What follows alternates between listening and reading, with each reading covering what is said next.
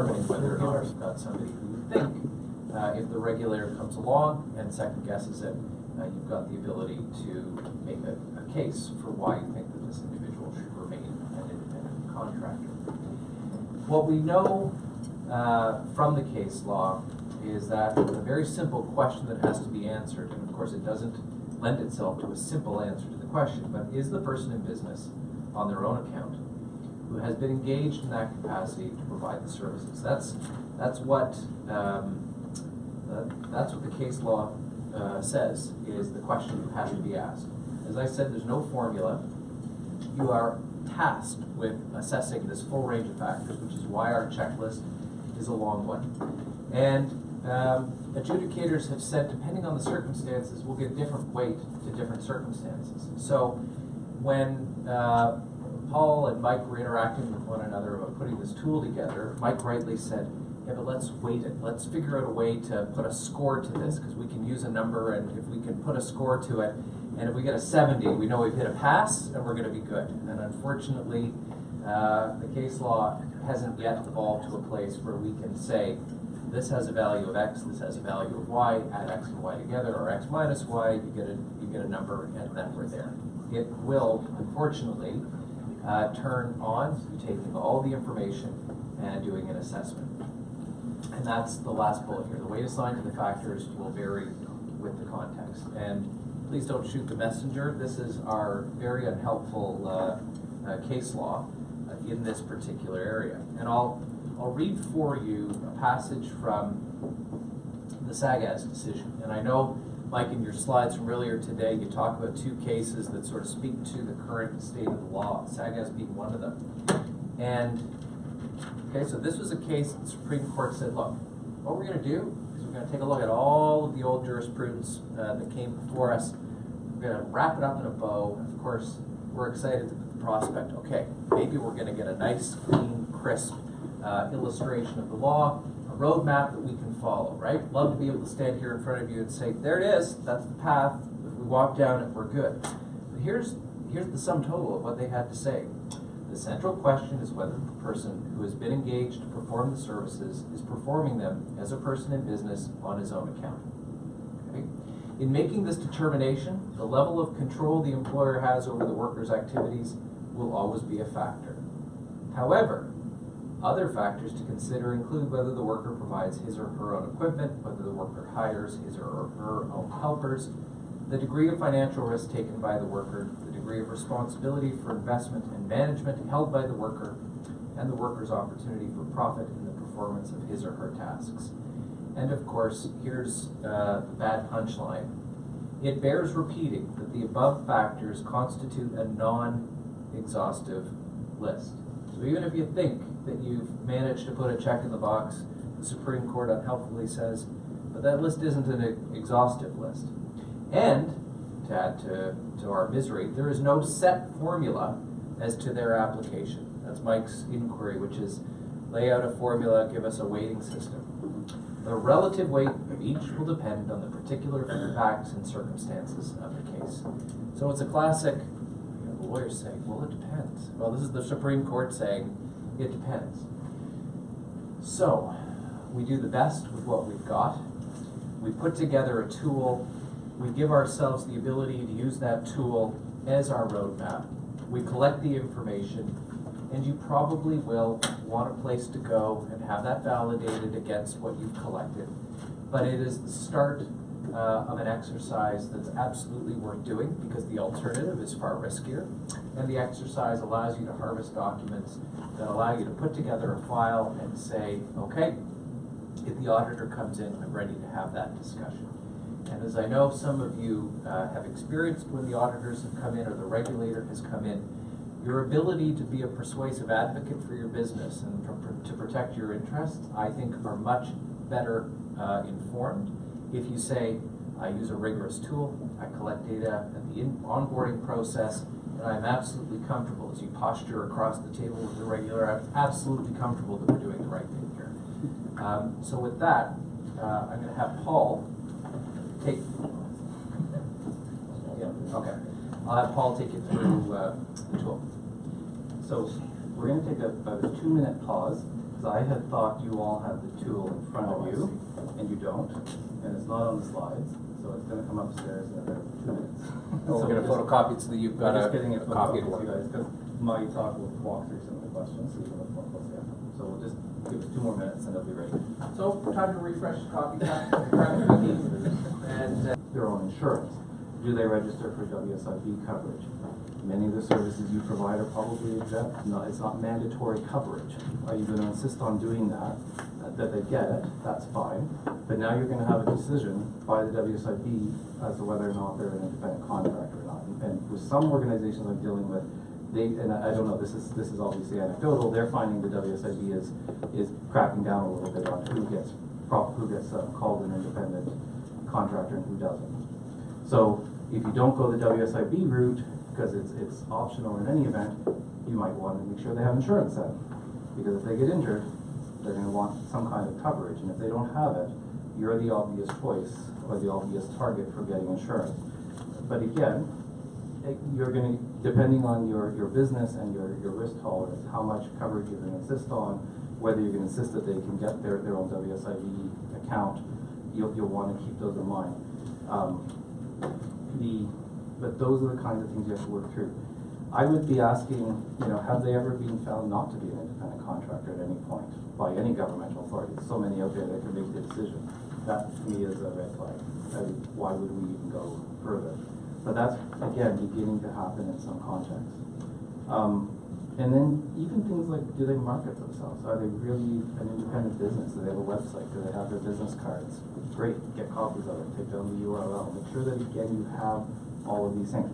Not saying they all have to have that. Some will, some won't. It really depends on how sophisticated they are. But you want to see evidence that they are a business and they're running themselves as a business. And so these questions are the kinds of things, how do they hold themselves out on social media? All of this is helpful to show that, yeah, they are in business. LinkedIn page is probably a good place to start and a lot of things like that. Okay. But again, this is a disqualifying factor. If they go through all of that, that's great, but it's not necessary. It's not going to win you your case, no, just on its own. Contractual formalities is very similar.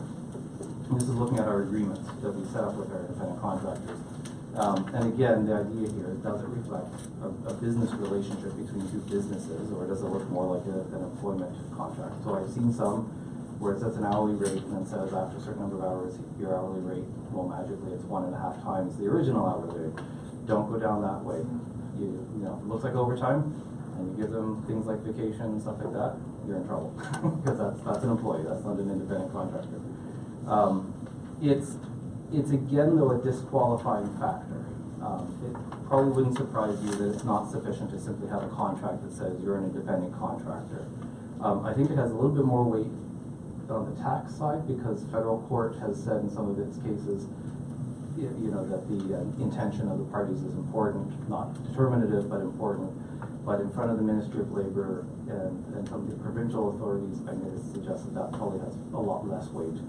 But if you don't have a written contract trying to set this out as an independent contractor relationship, your likelihood of winning your argument is extremely small. And you'll see cases where, large groups of people get audited, and people without any kind of written agreement almost always are found to be employees. Because what proof? You can't even show you intended to structure it that way. And then within that, you're going to want to look at various provisions. We've identified some of the ones here. You want to see, an outline of a project, not just some kind of open-ended, you're going to perform services as a sign. That's an employee, that's not a contractor. Doesn't come in just to do work for an indefinite period of time, in most cases. Are the people allowed to provide services elsewhere? They should have some freedom. If they're in business, they should be able to conduct their business. Restrictive covenants, things like non-competition, non-solicit clauses, be very, very careful. I think a non-competition clause, for example, is just a non-starter. If you put that in there, that's a business. You're telling one business they can't go do business elsewhere. That's what we do to employees. It's not what we do to independent businesses. Yep. we do sign lots of contracts like non-competition, so I don't really see that me telling another business that I engage and put into a situation that's gonna profit them, that I can't also tell them that you can't, further go into that account, or certainly if I target it. Okay, so, sorry, and that's good to hear, because I good to get the feedback, so I'm using non-competition in this particular way. So in an employment agreement, what a non-competition will be, there's nothing wrong with saying, in an employment agreement, usually what a non-competition is saying to an employee, when you finished working here for a period of X months afterwards, you can't go and work for any of our competitors. That's going to be much more problematic in an independent contractor relationship. So, and I've seen those in a lot of contracts, and I pull them out. That's inconsistent. The notion that while you're working for me on this contract, you can't then work against me on other contracts, I think that's going to be more justifiable. A non-solicit, for example, is usually, again, an employment contract that's being, and I'll adjust this to define those a bit better so you understand what I'm talking about here. Some non-solicitors, I think, are fine. So clearly, protecting your own business contacts, telling the person you can't try to scoop away my employees to work for your business, that's fine. I have no problem with that. Telling somebody, so non-solicit always are less problematic. So, and I do say that, a non-solicit that's designed to protect your own interests and protect your employees, I have no problem with that. The non-competition that I'm worrying about is the stuff that says, once our contract is over, you still got to wait 6 months, 12 months before you can go and solicit work from somebody that might be in competition with me. That's going to be much harder to justify as an independent contractor. It's hard enough to put in place an employment contract. It's very hard to enforce those. Yep. Generally, the contracts where we have non-competition clauses is, I don't want you to go back into my same client that I had you on contract with and doing the same job that you did without coming back through me for a period of time. That's typically... Yeah, and that's probably more justifiable because they're taking advantage of your business contacts to benefit themselves. But again, you want to word those very carefully, and you want to make sure it's not a general non-competition. That's the usual thing is that. So I will clarify that in the final version of the tool, that I'm not talking about where you're protecting your own business contact, but it's the more general non-competition issue. Yep. Well, have you reviewed the NACCB template for the contract against these standards and say that it's okay? No, I haven't looked. We haven't looked at that yet. So. Could you? We'll get that to you. Sorry. We can certainly take that on if you want us to. But it has been vetted by obviously other legal firms. So, but we want to make sure it's in line. So yes, we will take a look at that.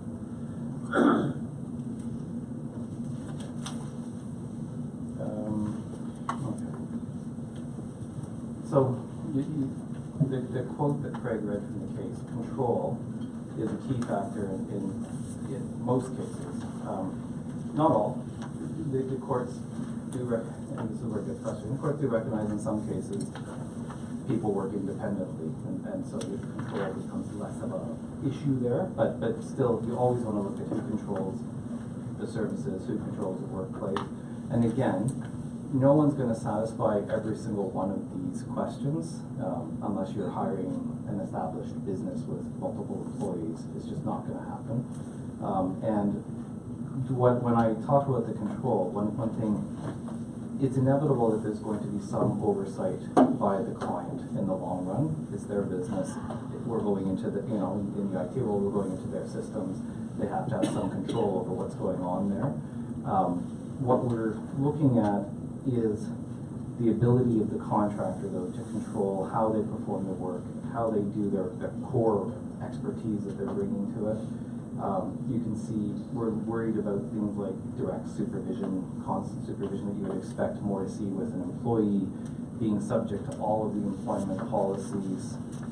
These things do happen. Hours of work, sure, in the ideal world they set their own hours of work, but of course there's going to be restrictions on that. They can't go in at midnight if the whole place is shut down. I mean, that's not going to be expected, but it would be that utilizing other persons. I know in your world that's probably just not how most of these people are set up. They probably don't have only their own themselves, but certainly if they can use other people, that's a very helpful fact because it means that it shows it's more consistent with the business.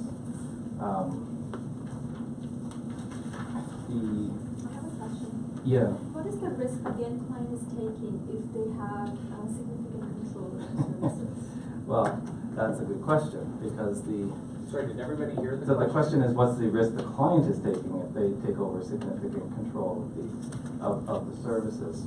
Sure, there's always a risk in all of these arrangements that they'll be found to be the employer, or there might be a co-employment relationship, or in your structure, it might be a risk that you're found to be the employer and that you've essentially functioned as a temporary help agency, placing an employee and not an independent contractor. Right, so it could, the client could be at risk too, depending on how much control they exert. Because that's the risk here, because we haven't engaged, if we place them as an employee, fair enough, the rules in the ESA are very clear, they're deemed to be our employee as a temporary help agency, but you're not placing them that way. So where the ultimate employer lies would be open to interpretation by the, an employment standards officer or the labor board if it went that far. The law is not clear. No. The law of joint employment maybe is worse than the law of independent contractor, because it really is a function of the circumstance, every circumstance. But certainly the ESA, the common law, even the tax, they will all have this notion of a joint employer, and they have to figure out who is if they figure out if it's an employment relationship, who it is. I think the more likely result is that it would be your employee, and you'd be essentially a temporary help agency placing them as an employee. That's the most likely result. Yeah. As far as this question, this example, our client control our contractor, I guess that the law court deems that with agency delegated control, not right of control to our client, so therefore consider that we control, but we control the contractor, but we just delegated the power to the client. Yeah. So can you, looking at delegating the control, I think that would be definitely an argument. The issue, remember, for control is ultimately a question of whether the person's an employee or a contractor in the first place, right? So it comes up in two different things here. So we're talking about is the person an employee or is the person an independent contractor? That's the first primary question. If the person was found to be an employee, you would have the secondary question of whose employee is that? And so that's where it gets a little murkier, because again, control is a factor in that question as well. You don't really see this, I don't think this issue comes up as often, because in most cases, you've got the direct contractual relationship with the person, and the usual result would be if they found that the person was an employee, most likely it's going to be your employee, and you're the one who didn't properly classify the person. It's unlikely it's going to be the contractors. But I'm not going to say that that's not possible, because I don't know if you guys do payrolling situations where somebody was an employee for 25 years, comes over to you and suddenly goes back doing exactly the same work the next day as an independent contractor. No, you don't have to say yes or no. I know it does happen. To my mind, that's a risk where the client might have a bigger risk, because has that really been a change? Courts can cut through anything if they think there's a reason to do that, as can the labor court. Isn't the control supposed to reside with the contractor? Exactly. Not with us? That's right. Or the client? That's right. So in our world, contractors are developers and they're involved in scrum meetings. Yep. And, what goes on there? I mean, who's the scrum master? Maybe not them. Yeah. How do we provide evidence that they have control? What kind of evidence is it? It's an excellent question, and you're right. So the evidence that you're going to want probably it comes as much from your arrangements with the client. So you need information from the client as to how they operate and how that contractor is going to fit within their system.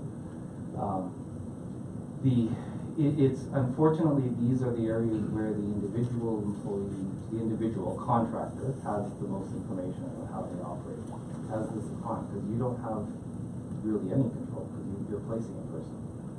And so, so as I said, I think part of it will be you trying to get in your services agreement with your contract, your customer, some idea of who has control. But it's good. That's a factual question, and it's a really hard one, because you will have to. The only way you're going to get that info is to talk to your client and say how are they going to work in your organization. It's not a helpful answer. Our client would like to be in control. Of course they would. Say, That's the problem. No, I understand that, but that's the risk. But remember, this risk is no different today than it was a month ago or a year ago, outside of the government in Ontario cracking down on it. I mean, anytime a client exercises control, there will be a risk. So I got more questions coming up both sides together. I was just gonna say, when I'm talking to consultants and doing that sort of contractor orientation for when they're going out, is when you have like an electrician in your house and you want that light fixture put there, you're telling them where you want it put, but they know how to do it. Yes. And I think that's where, Yeah. if they're consulting, Yeah. if that makes sense. Yeah, no, exactly. That's what I was trying to say. There will always be a certain amount of oversight by the client. There has to be. Much like you said, if you bring in a contractor to your house, you don't just say, go fix my electrical stuff. You gotta tell them, here's what I want you to do. You don't tell them how to do it. They go off and do what they need to do, subject to you telling them that's what I want you to do, and you can come in next Friday when we're not in the house or whatever. But if you stand over them and try and dictate every single thing that they do, which some customers may or may not want to do, that becomes more problematic. Because the question of control is a question of fact. What is happening in fact in the workplace, and you don't have a huge amount of control over what happens on site. So again, the law hasn't changed in that regard. Your best ability there is to try and get a sense of how they'll work together, and if you can get information on that up front, that'd be great. But that's you setting up your services agreement with your customer. And if not, you'll be at the mercy of getting that evidence from the customer and the person if you ever challenge how it works in practice. But if as an agency, our role is to, in essence, get somebody, place them, and forget about them for 6 months. And then that puts us in a role of, we're not in care control. If what we're saying is quite the opposite, now find out what they're doing, audit what they're doing, find out what the customer's doing. They just by the very nature of that, they look more and more like an employee because we're doing all that work. I don't think so. I don't think having trying to make sure that the person is permitted to go in and function as an independent contractor means that you're exercising control of their work. I mean, the whole point of what you'd be doing is to make sure that no one's that the customer is exercising too much control over their work. Right? We're not doing this so that anyone can control the work. We're trying to make sure, because we're trying to protect ourselves here to some degree, right? And so it's a and again, it's a risk. Remember, this comes back to risk tolerance, right? And so it may be that your view is, no, I'm better off to be completely off-handed. You run the risk that the customer is fully controlling what that person does, which makes them look more like an employee.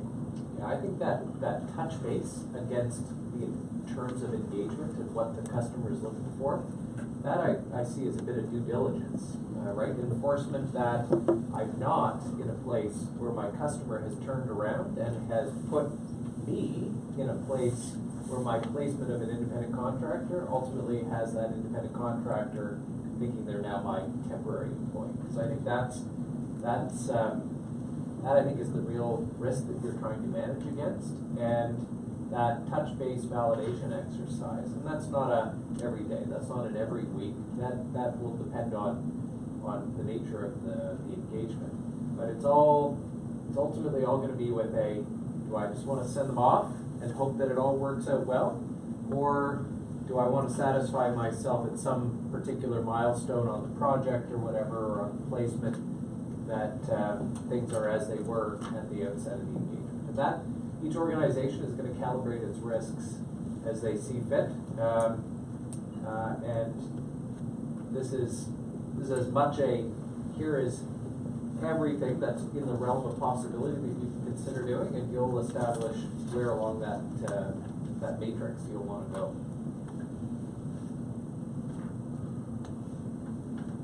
All right, I'll go on, and we have to take more questions as we go through this. So compensation and other financial factors, I sort of put together two factors together here, because you're really looking at two things And one is, are the compensation arrangements, again, more reflective of a business relationship versus an employment relationship? And this notion that never really gets fully pulled out in the cases as well as you'd like it is of chance of profit and risk of loss.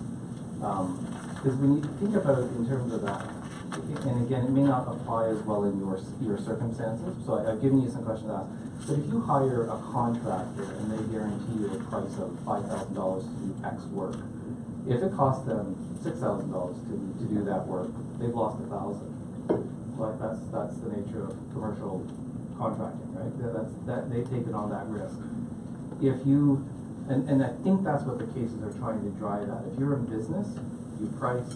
In a way, you run the risk that your pricing is bad, you might take a bath on some, you might make a better profit on others, subject to your ability to negotiate, all that sort of stuff. And so the cases are looking for that.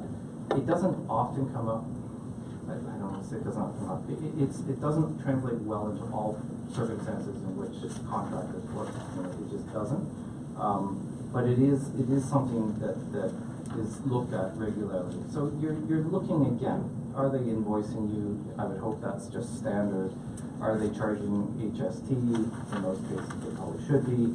How are they billing? Are they billing on a project basis, on an hourly basis? It's not, the billing method isn't itself determinative. It's just something you've got to look at. Do we tie premium rates to how much they work? Don't do that. That looks like an overtime. You can build in incentives, but be careful how you build in incentives because you want to make sure it looks like a commercial incentive, not like overtime. Don't give them vacation. If they get vacation, that's what employees get. Independent contractors get. They'll get time off. They can negotiate that. But we have seen these benefits. I'm assuming most people here don't offer benefits. Don't. It's not a good practice. Even if they pay for them, fine, if that's better, but lots of employees pay for their benefits. So it's just a bad practice. If they want benefits, and I think there are other organizations that they can join that have benefits programs they can go into. But the more you pay them and compensate them in a way that looks like contract employees, the higher your risk becomes. The deductions are a bit more complicated, and I'm not going to get into the details. I'm sure many of you know better than I do. But you'd never be deducting income tax from an independent contractor. In some cases, you may be paying EI or CPP. The CRA has certain rules that apply to sole proprietors who are placed by agencies to work for customers. I've given you a link there which summarizes that. And in some cases, they are actually, their earnings are actually either insurable or pensionable, even though they're not employees. And there are, I've seen odd worded rulings from the CRA saying they're not your employee, but they're getting pensionable earnings, therefore you're gonna have to deduct, pay the CPP from them and deduct it from them, okay? Follow that link, look at that. There's a fair bit of information on the CRA website about how that works in practice, okay? And it is only where it's a sole proprietor because the payments have to be direct to the individual, not through their corporation. So, kind of a complex area. But that's another one. Further factors, expenses. Again, expenses it's a tricky factor to say what the absolute rule is because a lot of contractors bill back their expenses. If expenses are out of the ordinary or they have to do travel, it's not out of the ordinary for a contractor to expense that back to his customer in all contexts. So again, look at that.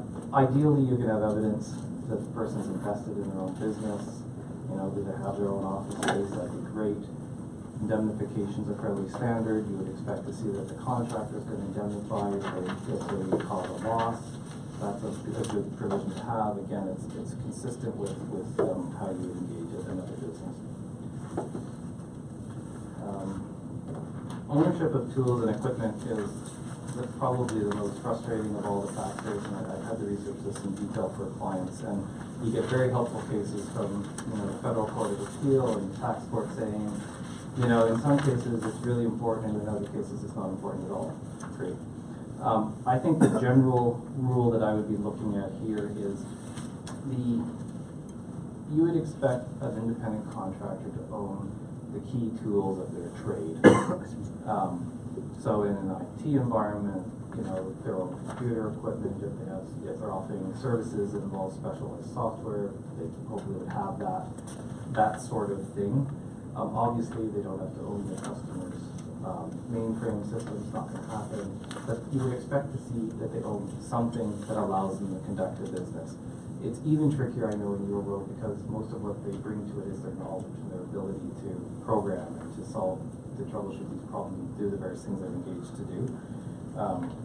But if they have nothing, it increases your risk. That's unfortunately all I can say. But there are cases that would suggest that it's okay that they don't own everything, but they do need to own sort of the core tools of their trade. I'm sure most of your contractors do, because they're going to have all of their own IT equipment, which is primarily what they bring to it. So I think there's a difference between owning it to run your business, create invoices, etc., and owning it to bring to a client. Because often our clients will say, no, Yeah. it's not equipment. No, and I understand that. That's why it's very contextual, and that's the problem. If you've got, because of the nature of the work they're doing, if they have to come in and use their systems, I mean, the argument here has to be in all of these cases, their primary tool is that, right? And because they're knowledge workers, we know that. And I think that I don't think that that's a hard, it's not an impossible to make it makes a lot of sense. But yes, you would still want to see some kind of, again, a business infrastructure behind them if they have nothing, but they're all going to have some. Yeah, I think in this area, this is probably less of a relevant factor than it might be in some other contexts. Integration is one of these, it's a limited value one, but it is still cited all the time. And really what you're looking at is things that make it look like the contractor is part of the organization. So are they assigned, and again, the practice I'm sure is all over, are they assigned, you know, uniform? Do they have to identify themselves on, you know, with the customer's titles? Do they get the internal customer email address and business cards, things like that? I don't, you know, being invited to meetings, of course they're going to be invited to meetings, that's fine. But their meetings should be limited to what, you know, focusing only on what they're doing as their services. They shouldn't be required to attend all customer meetings for everything. I think, again, that's more consistent with an employment relationship. It's, again, probably, and again, you're going to be all over the map. Sometimes they're going to do individually, sometimes they're working in teams. If they're working in teams, you know, this comes up in sort of the last page of factors.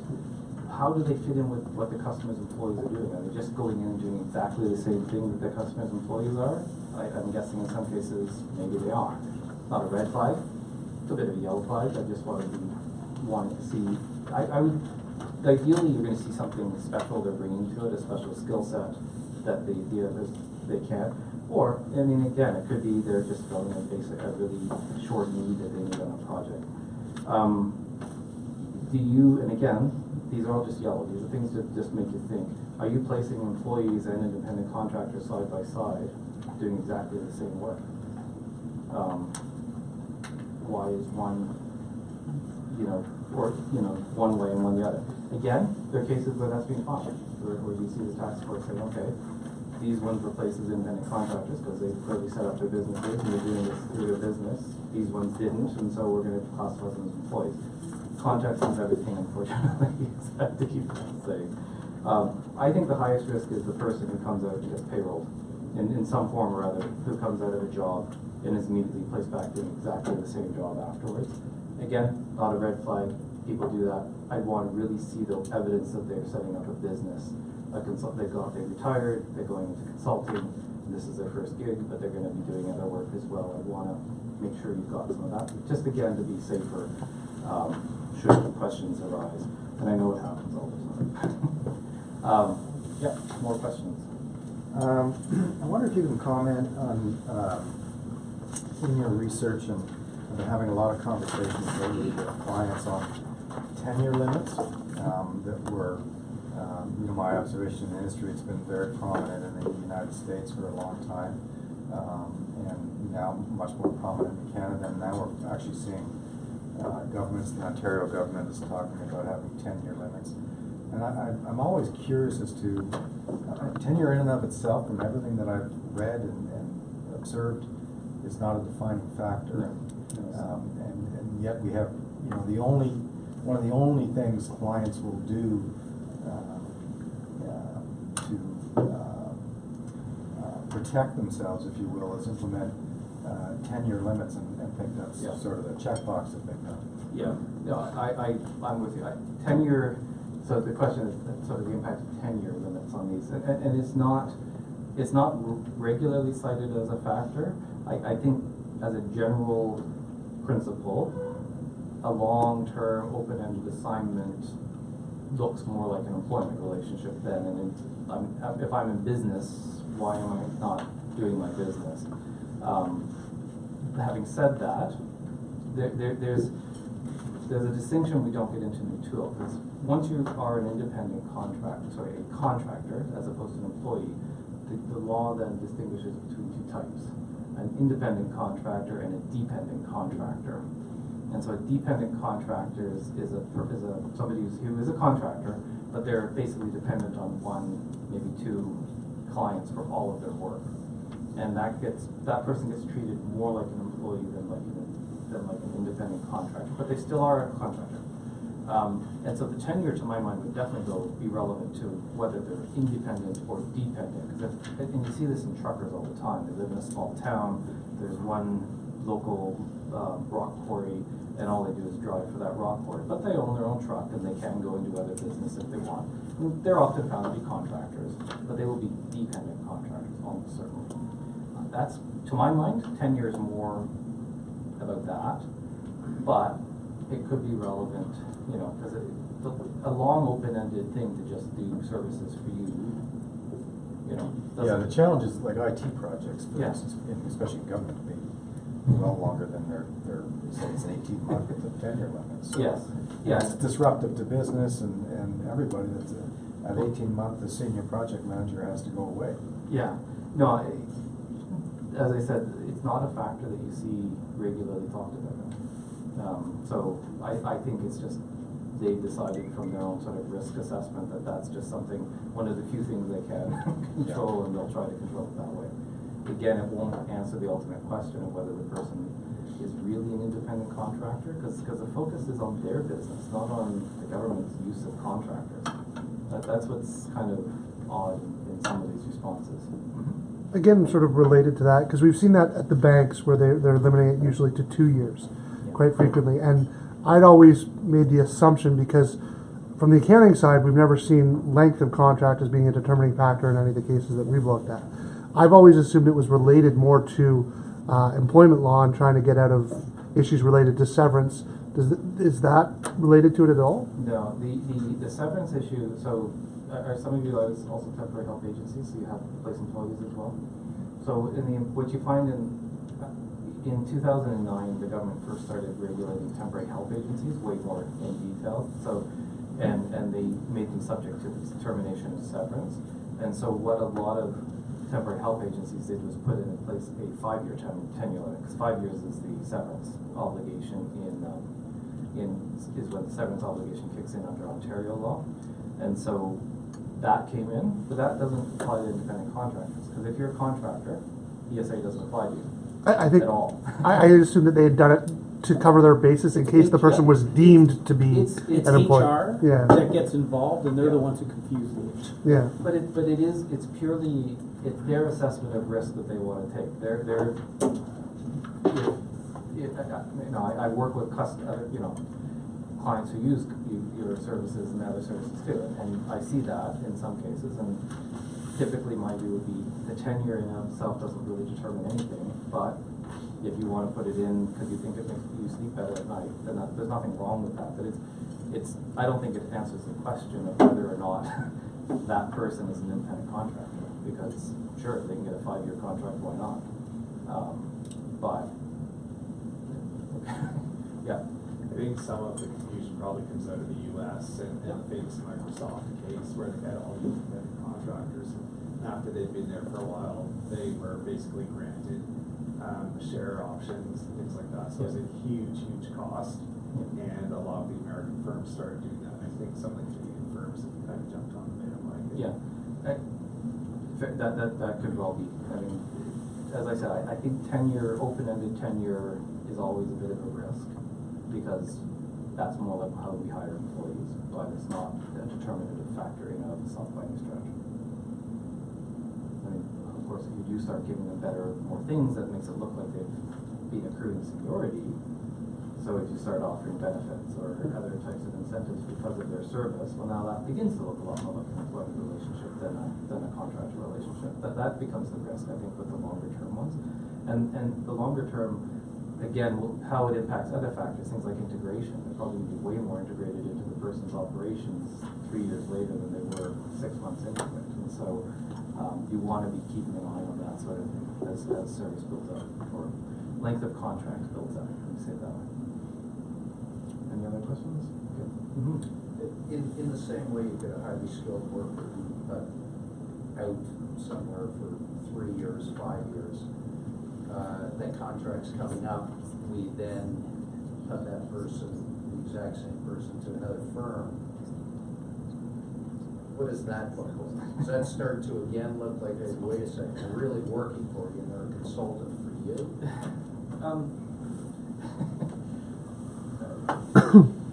It could. I mean, there's a, sure. I mean, again, if somebody has, the flexibility is in their relationship with you. If all they ever do is work through you, that's going to be a factor. Again, but if you're not controlling their workplace and they're constantly going out and getting various gigs and they're bouncing around to different places, is that again might be a dependent contractor relationship with you, but that's still a contractor relationship. So it's a factor. Unfortunately, the answer in all of your questions can't be a single factor is going to determine this. I mean, barring a contract that says you're my employee, there's probably, all of these factors have to be in context. But if in that context that person still has control over their work and invoices you and they set up their business and they're running it and they advertise themselves, etc., then that doesn't bother me too much. So you have to always assess these factors in the context of that individual circumstance. That's the real problem with reverse onus, is because this is an individual question, right? It's not a question of the generality. I mean, that question only makes sense in the context of that individual's overall circumstances, right? And can only be fully answered. And that's the frustration about the reverse onus, is you've got to get more information about their business, essentially. Contractor status is something new to me. Okay. And so what's the distinction between independent contractor and dependent contractor? What are the consequences of someone being an independent contractor? Sure. So that's a good question. So just a quick on independent versus dependent contractors. Okay, so first point is they're all contractors. So neither would be subject to the ESA, for example. Neither would be subject to tax movements or any of that, because they're not employees. Recall that the co-chairs of this workplace review toyed with that idea, and we ended up making submissions to say, time out, do not introduce the concept of a dependent contractor into the Employment Standards Act. So we were collectively, the industry was successful in persuading government to stay away from adding that definition into the ESA. It is part of the Labor Relations Act. So dependent contractors can be unionized. Again, that's very common in the trucking industry, where there are a lot of dependent contractors. So the idea, the difference between an independent contractor and a dependent contractor is that a dependent contractor relies on only one or two customers for all of their income. So they have set up a business, but then their business income is really tied to a very small, it's usually only one in most cases, maybe the second group of people. And so they're still contractors, but they're dependent on that organization. The key difference is in a dependent contract, so here is, you have to come back to the common law of employment for a second. So if you have an employee and you want to terminate them, the common law says you have to give them reasonable notice, okay? That's a lot of money. And you can contract to reduce that, but you're subject to minimum standards of the ESA. But this is the key point. For an independent contractor, you can do what you want, because they're not an employee, they're not subject to the Employment Standards Act. You can terminate your contract on whatever you agree to. And if you don't say anything, there's no default in the common law. They will not say it's reasonable notice, or it'll be reasonable, but it'll be very small because they're businesses. A dependent contractor, the Court of Appeal has recently said, gets reasonable notice unless you contract otherwise. And now you have no minimums because they're not an employee. So if you engage somebody and there's a risk that they're going to be a dependent contractor, you address it by having a good termination clause that says we can terminate the contract on 30 days notice, whatever it is. You're not subject to minimum standards. You don't have to worry about complying with the ESA because they're still contracted. But if you don't specify your termination provision, a court will impose reasonable notice. And unfortunately, most of the cases that go up are not people making $100,000 a year because they've got an IT specialty. You're talking about people who are contractors who clean windows and only clean windows. These are the kind of people that get up the cases that go forward and have done it for 35 years for the same building and get served on 10 days notice and go to the court to say this doesn't seem fair. So they found that they're a contractor. So you want to make sure in all of your contractor agreements that you've got a termination clause. It's not a question of IC status or anything like that, but it will protect you in that context. That's the key difference.